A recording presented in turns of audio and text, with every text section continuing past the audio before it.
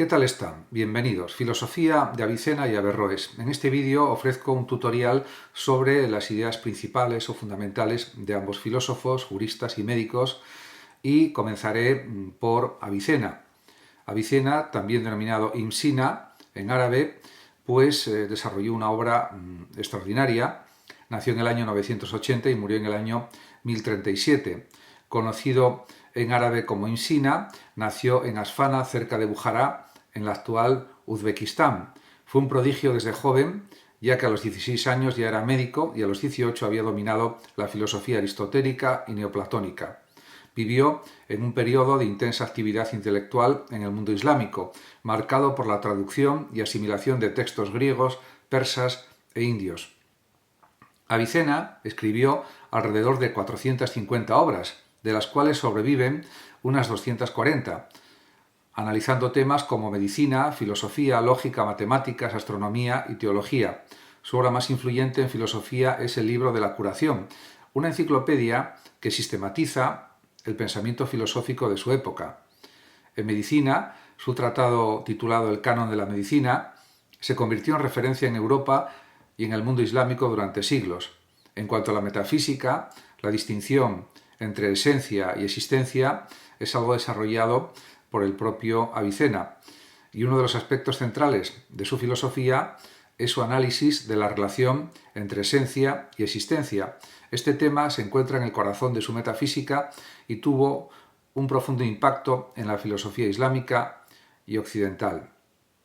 En cuanto a la distinción de la esencia, según Avicena, la esencia es lo que algo es, su naturaleza o definición, mientras que la existencia es que algo es, su realidad actual. Por ejemplo, la esencia de un caballo incluye sus características universales, pero esto no implica que tal caballo exista en la realidad.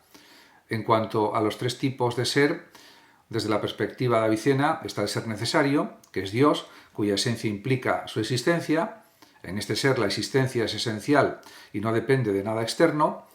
También está el ser contingente.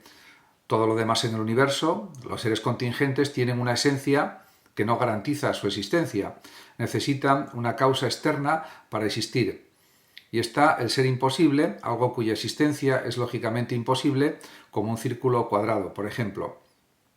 En cuanto a la emanación del ser, desde la filosofía de Avicena, teniendo en cuenta que estaba influido por el neoplatonismo, el propio Avicena describe un sistema jerárquico de emanación desde Dios, el ser necesario, a través de una serie de inteligencias intermedias, y de esta manera el mundo llega a existir. Cada inteligencia genera la siguiente, culminando en la esfera terrestre y los seres humanos. Dios es entendido por él como la causa primera, ya que Dios es la causa última y necesaria de todo lo que existe. Como el ser necesario, su existencia es pura y no depende de nada. Todo lo demás existe porque emana de Dios de forma necesaria. En cuanto a la psicología y filosofía del alma, Avicena dedicó una parte importante de su filosofía al estudio del alma. Su análisis combina la tradición aristotélica con innovaciones propias, muchas de las cuales influyeron en la escolástica medieval. El alma, por ejemplo, es entendida por él como sustancia. Para Avicena, el alma es una sustancia inmaterial y eterna, distinta del cuerpo. Aunque el alma está unida al cuerpo durante la vida terrenal, no depende de él para existir. En relación con las facultades del alma, Avicena divide el alma en tres partes principales, cada una con facultades específicas. Alma vegetativa, responsable de las funciones básicas como la nutrición, el crecimiento y la reproducción. Alma animal, encargada de los sentidos, el movimiento y los deseos.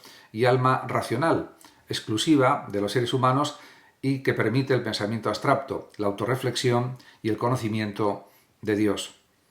En cuanto al experimento del hombre volador, en este famoso experimento mental, Avicena imagina a un hombre creado de forma instantánea, suspendido en el aire, privado de contacto sensorial. Este hombre, a pesar de no percibir nada externo, sería consciente de su propia existencia. Esto demuestra que el alma es independiente del cuerpo. En relación con la inmortalidad del alma, según Avicena, el alma racional es inmortal debido a su naturaleza inmaterial. Al morir el cuerpo, el alma continúa existiendo, aunque su destino depende de su nivel de perfección alcanzado durante la propia vida. Sobre teoría del conocimiento, Avicena también desarrolla una epistemología que combina elementos aristotélicos con un enfoque místico que introduce la iluminación divina como fuente de conocimiento. En relación con el proceso del conocer, desde la perspectiva de Avicena, el conocimiento humano comienza con los sentidos, que captan las formas particulares de los objetos. Estas formas son luego abstraídas por la imaginación y finalmente procesadas por el intelecto.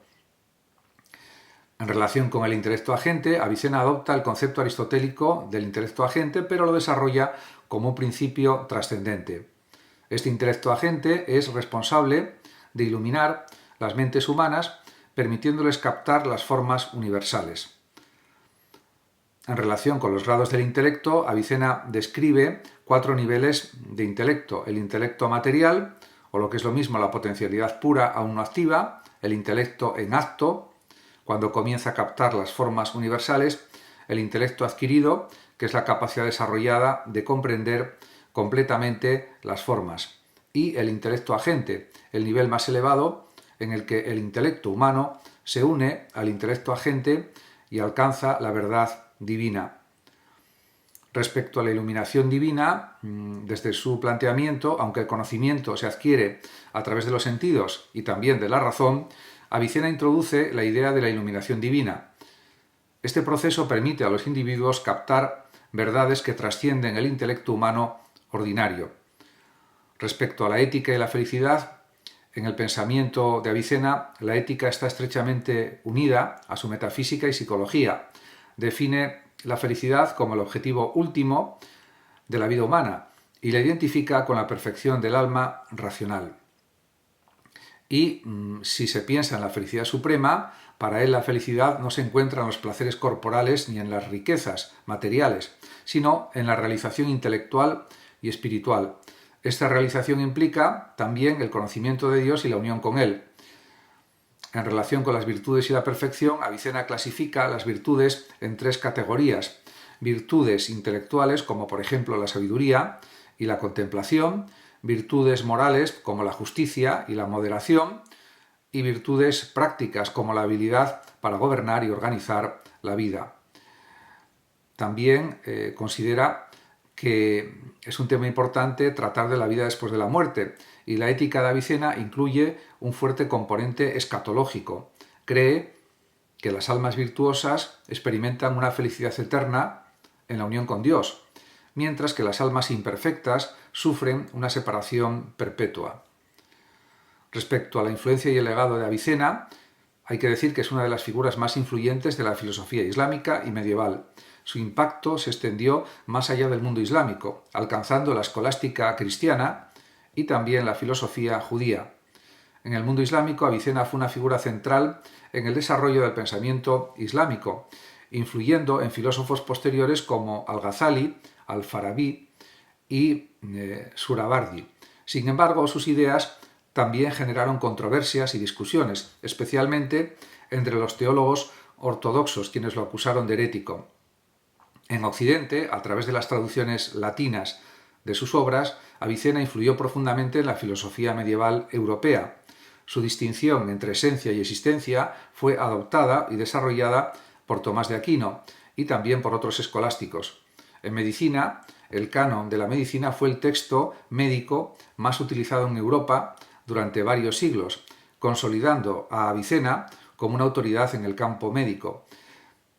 En cuanto a la influencia en el misticismo, aunque Avicena no fue un místico en el sentido tradicional del término, su concepto de la iluminación divina influyó en los sufíes, quienes reinterpretaron sus ideas en un contexto más religioso o más espiritual. A modo de conclusión, se puede afirmar que la filosofía de Avicena es un puente entre el pensamiento griego clásico, la tradición islámica y la filosofía medieval occidental. En ese sentido, también su análisis del alma y su teoría del conocimiento son contribuciones fundamentales que transformaron la filosofía en su tiempo y más allá. Además, Avicena buscó integrar la razón y la revelación, sentando las bases para una rica tradición intelectual que continúa inspirando a los pensadores actuales.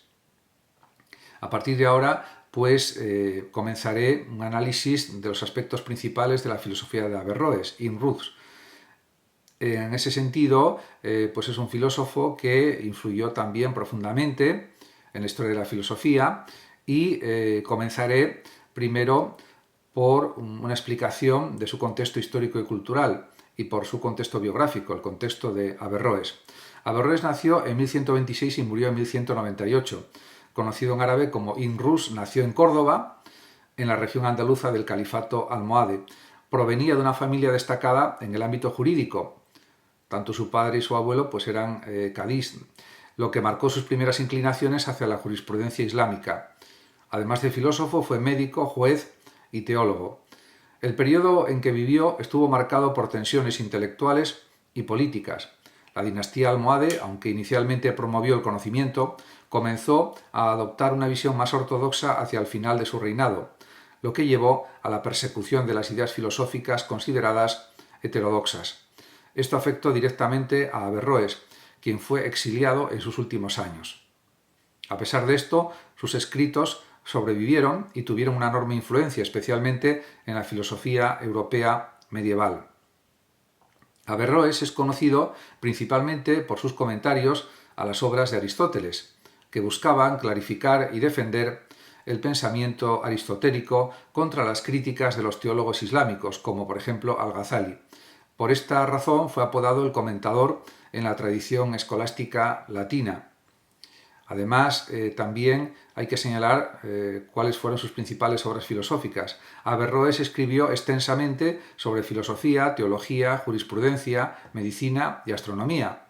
Sus obras más influyentes incluyen comentarios a Aristóteles, se dividen en tres tipos: los grandes comentarios, análisis detallados, los comentarios medios, resúmenes, y los pequeños comentarios, introducciones.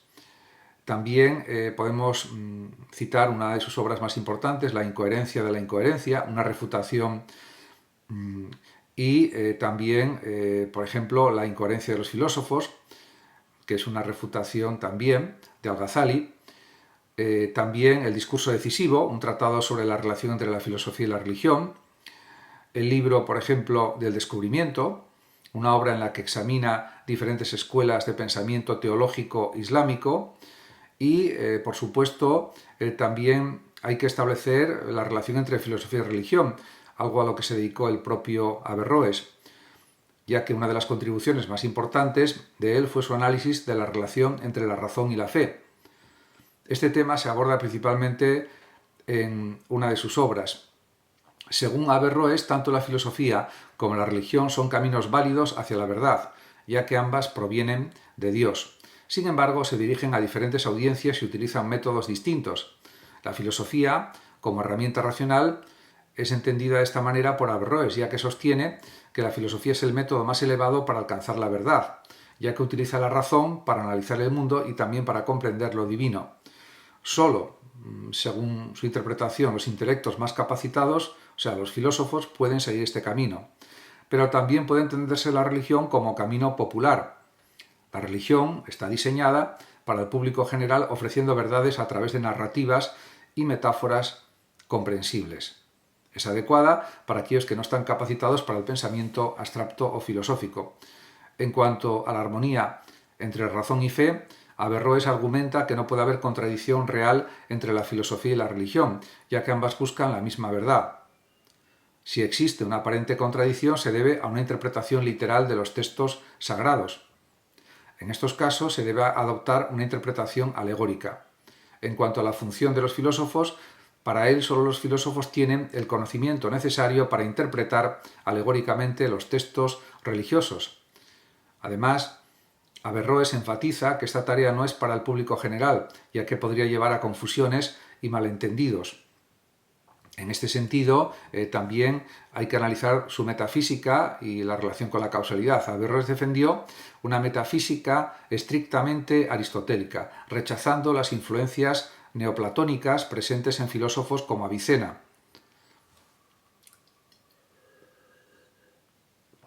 Algunos de sus puntos clave incluyen, por ejemplo, la eternidad del mundo, en oposición a la teología islámica tradicional, Averroes afirma que el mundo es eterno, siguiendo la interpretación de Aristóteles. Argumenta que la creación es nihilo, de la nada, no es coherente con la razón filosófica. Para él, el mundo y Dios coexisten eternamente en una relación de causa y efecto. Respecto a la causalidad, Averroes defiende el principio de causalidad como una ley fundamental del universo. Critica a Al-Ghazali por negar la causalidad en su defensa del ocasionalismo, la idea de que solo Dios causa los eventos directamente. Según Averroes, Dios es la causa primera, pero opera a través de causas secundarias en el mundo natural. Dios también es entendido como motor inmóvil, siguiendo la línea de Aristóteles. Averroes describe a Dios como el motor inmóvil, la causa última del movimiento y el cambio en el universo. Dios, desde su perspectiva, es pensamiento puro, dedicado a contemplarse a sí mismo, algo similar a lo que decía el propio Aristóteles. En cuanto a su teoría del conocimiento y del intelecto, cabe decir que la teoría del conocimiento de Averroes está profundamente arraigada en la psicología y epistemología aristotélicas, pero introduce algunas ideas originales. En relación con el intelecto agente universal, Averroes sostiene que el intelecto agente es una sustancia separada y universal, que ilumina la mente humana, permitiéndole comprender las formas universales. Respecto al intelecto material compartido, según Averroes, todos los seres humanos comparten un único intelecto material. Este es el aspecto de la mente que recibe las formas universales proporcionadas por el intelecto agente. Respecto a la doctrina del monopsiquismo, la idea de que existe un único intelecto material compartido por toda la humanidad llevó a la famosa doctrina del denominado efectivamente monopsiquismo. Según esta visión, la inmortalidad no pertenece a las almas individuales, sino al intelecto universal. Conocimiento y abstracción. En este sentido, Averroes cree que el conocimiento se adquiere a través de la abstracción de las formas universales, a partir de los datos sensoriales. Este proceso es mediado por el intelecto agente, desde su planteamiento epistemológico. También en sus obras aparece una crítica a la teología islámica. Averroes fue un crítico severo de la teología islámica tradicional, especialmente de los teólogos del Kalam, a quienes acusaba de distorsionar el pensamiento filosófico. En alguna de sus obras responde a las críticas de Al-Ghazali contra los filósofos. También se percibe en sus escritos una defensa de los filósofos. Averroes defiende a los pensadores como Aristóteles y Avicena, argumentando que sus ideas son compatibles con la religión, cuando se interpretan, eso sí, correctamente. En relación con la causalidad y los milagros, critica la visión ocasionalista de los teólogos que niega la causalidad natural. Averroes acepta la posibilidad de milagros, pero los considera excepciones a las leyes naturales establecidas por el mismo Dios. Respecto a la eternidad del mundo, rechaza la noción teológica de la creación temporal del mundo, defendiendo la eternidad del universo. Respecto a su influencia y legado, se puede afirmar que en el mundo islámico fue muy notable. En el contexto islámico, Averroes fue menos influyente que Avicena debido a la creciente hostilidad hacia la filosofía. Las ideas de Averroes fueron vistas como excesivamente racionalistas y contrarias a la ortodoxia islámica. De todas formas, tuvo cierta influencia en las tradiciones intelectuales de Al-Ándalus y el Magreb. Realmente, en Occidente, pues se puede afirmar que la influencia de Averroes fue mucho mayor en Europa, donde sus comentarios a Aristóteles fueron traducidos al latín y hebreo. Estos textos se convirtieron en una referencia clave para la escolástica medieval. Filósofos, por ejemplo, como Tomás de Aquino, Siger de Brabante y Boecio de Dacia debatieron y respondieron a sus ideas. También se puede citar el averroísmo latino. En Europa surgió una escuela de pensamiento conocida como averroísmo latino, que adoptó y expandió las ideas de Averroes, especialmente su monopsiquismo y su interpretación de Aristóteles. Respecto a la condena eclesiástica, algunas ideas de Averroes, como la eternidad del mundo y la unidad del intelecto material, fueron condenadas por la Iglesia. A pesar de esto, su influencia persistió en el tiempo. Respecto al humanismo renacentista, Averroes fue una figura clave en la transición hacia el humanismo renacentista, ya que su énfasis en la razón y en el estudio de la obra de Aristóteles inspiró a pensadores como Giordano Bruno y Pietro Pomponazzi. Se podría hacer una comparación también del pensamiento de Averroes con Avicena. Aunque ambos son pilares de la filosofía islámica, Averroes y Avicena tienen enfoques diferentes. En cuanto a la metafísica, Avicena mezcla el aristotelismo con el neoplatonismo, mientras que Averroes se apega estrictamente al aristotelismo. En ese sentido, se puede afirmar que realmente los dos fueron grandes pensadores, pero por supuesto tuvieron pensamiento original y por lo tanto discrepan en algunas cuestiones, en algunos temas filosóficos, éticos, etc.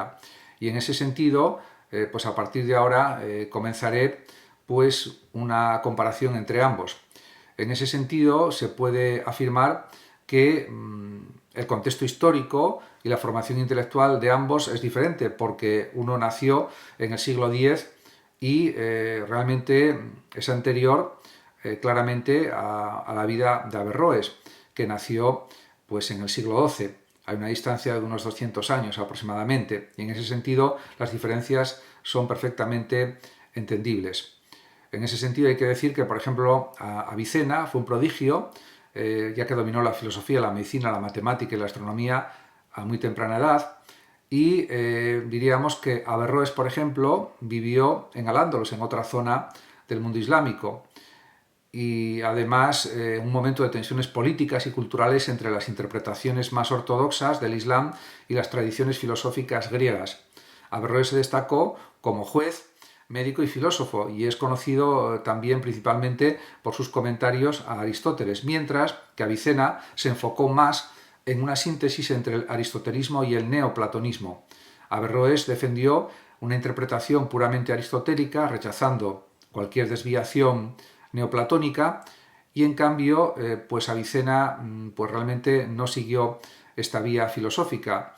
En ese sentido, Avicena también hay que decir que vivió en un entorno persa más influido por la teología islámica y el misticismo, mientras que Averroes operó en una Andalucía bajo el dominio almohade donde la filosofía estaba bajo presión debido a una creciente influencia de la ortodoxia religiosa. Esta diferencia de contexto influyó en sus respectivas aproximaciones a la filosofía. Avicena buscó integrar elementos neoplatónicos y místicos, mientras que Averroes enfatizó la fidelidad a Aristóteles y un enfoque más racionalista, eso sí, con interpretaciones originales y nuevas por parte de Averroes y también con una crítica a determinadas ortodoxias religiosas. Para Avicena, la filosofía y la religión son complementarias pero operan en niveles diferentes. En cambio, diríamos que la perspectiva de Averroes es diferente en este sentido. Muchas gracias a todos por su atención y hasta mi próximo vídeo. El que lo desee puede compartir este vídeo, darle like o suscribirse a mi canal de YouTube. Hasta siempre.